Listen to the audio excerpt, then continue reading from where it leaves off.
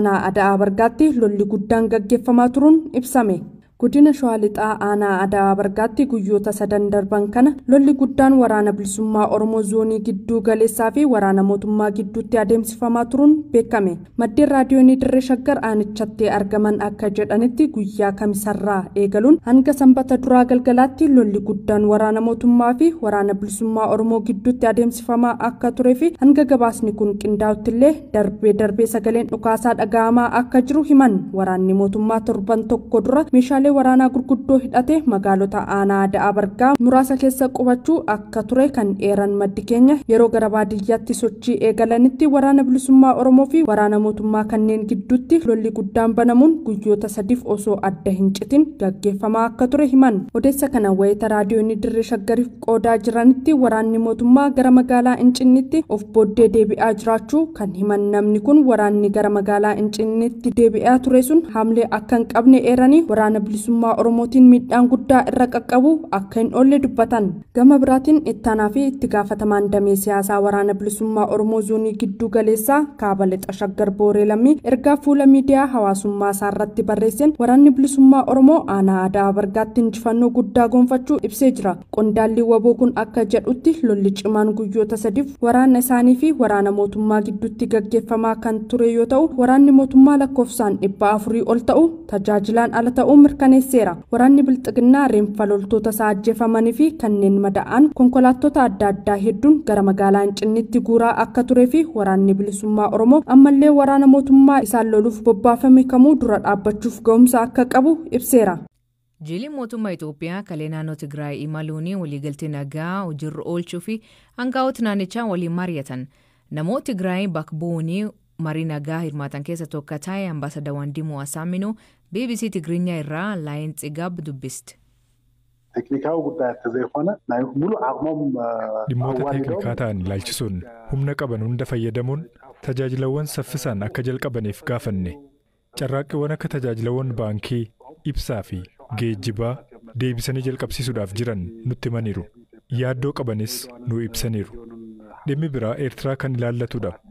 Jaarsolii dabalatee dhimma kana irratti isaan dubbisneerra.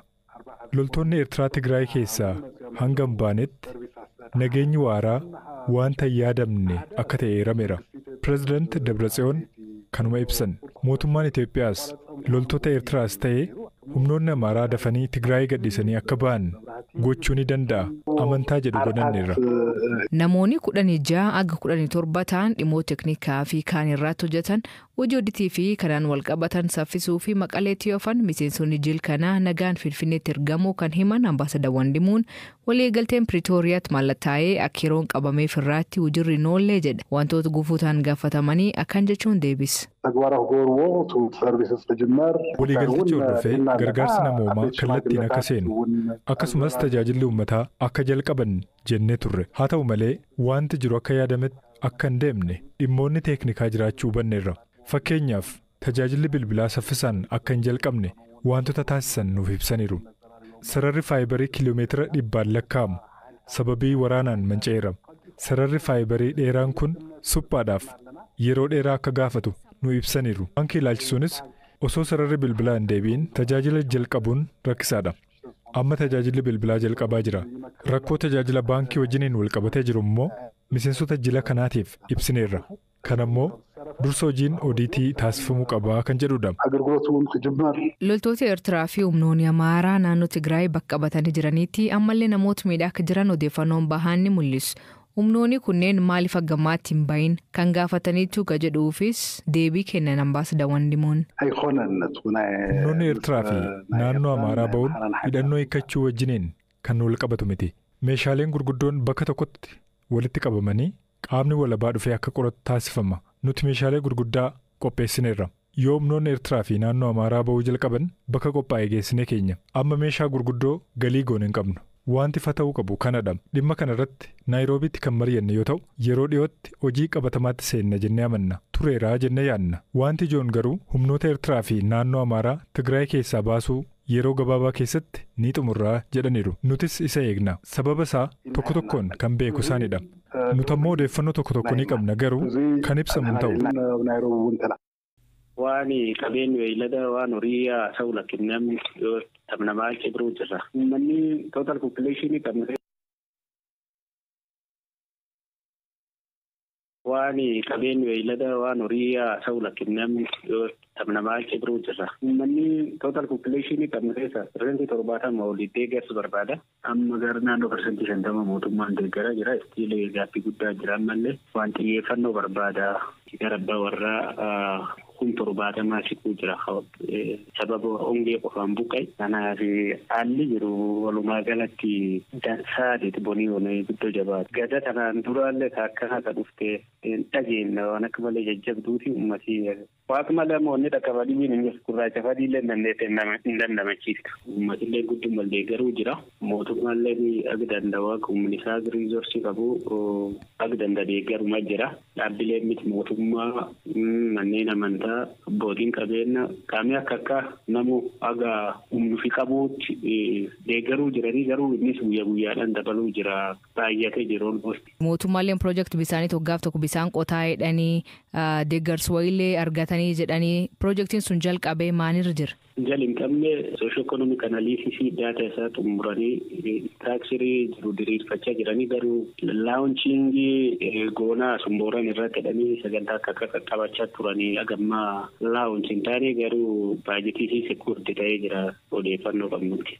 Ammallee fuulduraan akka warri ogeeyyiin haal qilleensaa himaniitti bokkaan ammallee diqoo fagoorra jira ammallee bondhibiitti deemna sodaan isaan qabdan maan akka bulchootatti. Yeroo akka akkaas dhaabbata inni ijoo akka walii warra early warning irratti hojjetu warra meteoroloojii warra huccuu warra raagaa warra faroo beekan kan jiru waliin ibn akka turbaan kanaalletti mari'achaa turre foorkaastingiin jiru gaarii miti analiisisu mammaan kan akkuma addunyaatti ibn akka 2030 haalli jiru jijjiirama qilleensatiin wal qabatee gaarii miti waan jedhamu suni jiranulleen ibn roobni ganna haamni ji'a furiin booda expect bonus seeldi ta'uuf deemaa wanni jedhamu sun sodumteen waliigalaa tam jirtu. Deeggarsi uummatii walii gochaa turan fakkeenya biitii bakka adda addaa jirtu walitti qabdee uummata an gargaaraa turte citmoo agammaa ituun fuufee jira. Hin jiru amma wanni rakkoo ta'e namni fagoo taa'ullee haali jirullee nabiyyuun ka'e jirullee hedduun ammoo finnaalleen yoo duumesii dhaabatee waaqii gaccopeedhaan umarti bokkeenni roobee ardummarri ba'ee ardumoriin gabbatee aanessee aanani foon isa nami soorat fe'a waqtii nagayyaa dheengadda mara martii dhuftee rooba eegachaa turre tilmaamii jirullee karaa roobni xiqqaa biloo noormaalii jechaa turanii haa taatu biloo noormaalii suniyyuu hin arganne ammoo gandoota muraasirra roobni guyyaa tokko guyyaa lama akkas ba'ee naani akka roobni marra bisaanii booraan roobetti warri hubatee deeggarsa durii harka dheereffachaa ture gabaabsatees jira kanaaf warri duri haalaallee afagolleen gadhiiolleen kakara mirga dhaabbachaa turan amma olmost mangittumaa fi warri emerjensii xixiqqoo tokkotti deeggaru. Kaaba Ameerikaaf Kanadaa keessatti cabbii fi qorri akka malee hammaachuu irra kan ka'e namoonni 56 himan torbee kanaa xiyyaaronni 2,000 olii sababa haal qilleensa fakkiin balaaleen dhorkamuun waqtii imala ayyaana kanaa namoota hedduuf rakkin ta'e bulchiinsa Arbaataa magaala Edmont ka jiraatu Habtaamuu Lamuu dubbise. Bakki amma jiru torban kana bareedaadha garuu torban darbe keessa baay'ee qorraa ture amma like minus 10 minus 11 faadha torban darbe keessa garuu minus 42 faa ture homaan jedhu biyya kana waan hundumaan waan sii guutee jiruu fi itti barreerra garuu. Akkana namitti qophaa'een jira garuu warri duuleen hin jiraa miti. Namoonni du'an egaa namoota warra karaa irratti galan kanatu du'a baay'inaani waggaan namni unuma du'a. Akka nam yeroo dheeraa Kanada tureetti yeroon cabbii kun maal fakkaata maaltu faatti ta'a? Inni baay'ee rakkisaan hammal tokko cabbiin baay'inaan gaafa bu'u konkolaataa keessa yerootti waliin wallaaltu jira. Yeroo immoo cabbiin kun immoo deebi'ee ka'ee bokkaan immoo roobu lafti firiizii ta'a.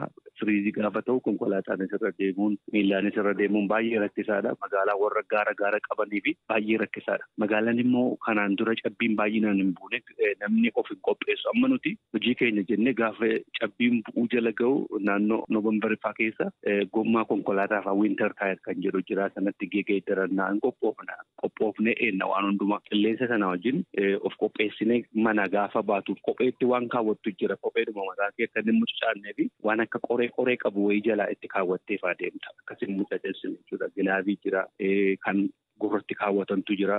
Gurri kan cabufaa jira namoonni tokko tun qophaa'in gurri isaanii firoozite gaafatti bu'uun kanarraa cabuu jira. Kan namni faanii farshaanee faatu karaa deemu kufee achitti harki isaa kottaa'ee irraa muramu faatu jira. Ulfaa dhoobtaamu.